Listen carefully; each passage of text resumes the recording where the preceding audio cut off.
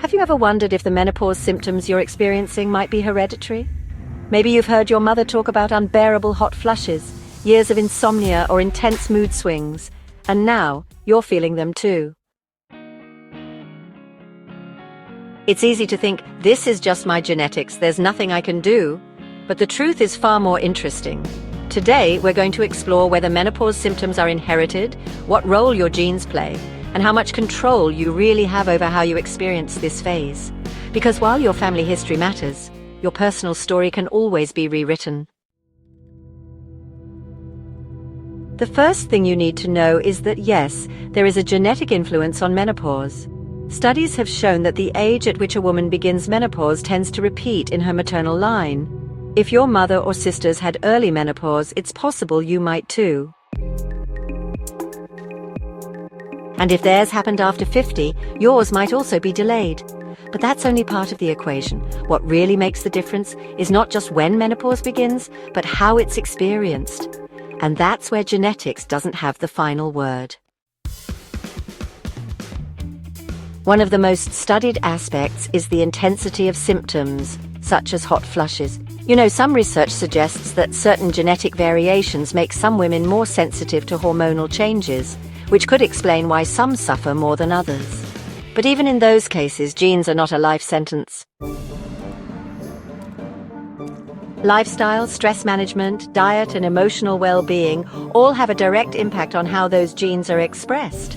This is what's known as epigenetics, the science that shows how our habits can switch certain responses in the body on or off. A clear example of this is insomnia. If your mother or grandmother struggled with sleep during menopause, you might too, but that doesn't mean it's set in stone.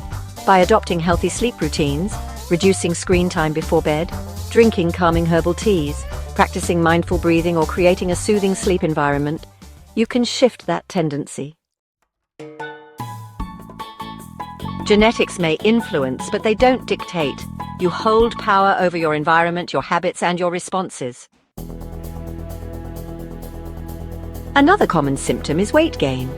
In some families, multiple women gain weight during menopause, especially around the abdomen. This may have a genetic component related to how the body stores fat or responds to insulin. But again, daily habits carry immense weight. A diet rich in vegetables, regular movement, good hydration, and quality sleep can dramatically change that path. What you've inherited might just be the starting point, not your final destination. Before we continue, something important. In the description of this video, I've left a resource that could really help you through this stage. It's something several women are starting to use and are seeing real changes. If you're curious, have a look later. It might be just what you need. Let's also talk about emotions. Often we inherit not only genes, but also ways of coping. If your mother went through menopause in silence, with shame or without support, it's likely that you've unconsciously adopted that same approach. But today you have tools, information, and community to live this stage differently. Emotional health is something we nurture, and that doesn't depend on your DNA, but on your choices.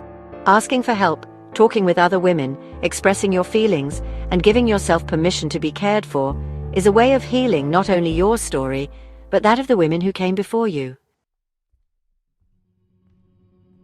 There are also lesser-known symptoms that may have genetic or familial roots, but are rarely discussed. One of them is dental sensitivity. Some women report pain or swollen gums during this stage, and this discomfort often repeats in families. Another is ringing in the ears, or tinnitus, which, although rarely mentioned, has been recognized as a neurosensory symptom linked to hormonal shifts. If these signs appear in your family history, it's important not to ignore them, and to look for relief through medical support and self-care. I'd like to ask you something. Do you identify with the symptoms your mother or aunts experienced? Do you feel you're repeating their story or writing your own? Tell me in the comments. Reading your experience might help many other women who are also searching for answers. Because although everybody is different, sharing makes us feel less alone and more supported.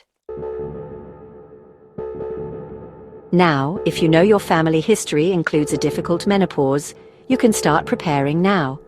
Begin by observing your habits. Are you sleeping well? Is your diet varied and nutritious? Do you make time for things that bring you pleasure, calm, or joy?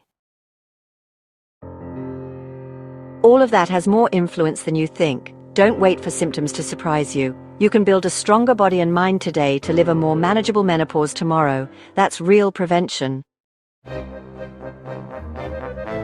And if you're already in menopause and recognize familiar patterns in your symptoms, it's not too late to take action. The good news is that the body is always adapting. Every change you make counts. Eating better, moving with intention, surrounding yourself with people who truly understand you, and opening up conversations that used to be, well, taboo, can all make a huge difference. You don't have to live what they lived. You can be the change in your female lineage. You can be the new example. There are also symptoms that affect cognitive function and often go unnoticed, but can run in families. Some women experience what's often called brain fog, difficulty concentrating or remembering things. While common, this symptom is rarely discussed and is often mistaken for normal aging. But if several women in your family experienced it, you likely will too. Another rarely mentioned yet relevant symptom is skin itching, which can become more sensitive, dry, or even cause tingling sensations.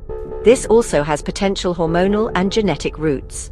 Recognizing these symptoms allows you to understand and address them with more compassion.